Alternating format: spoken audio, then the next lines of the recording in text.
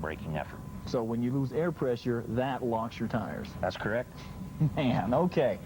Big question. Why are there never any disc brakes on a big truck? Why is it still drums?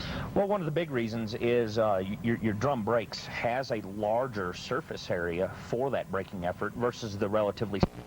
The emergency alert system has been activated. Please tune to channel 35 for further details.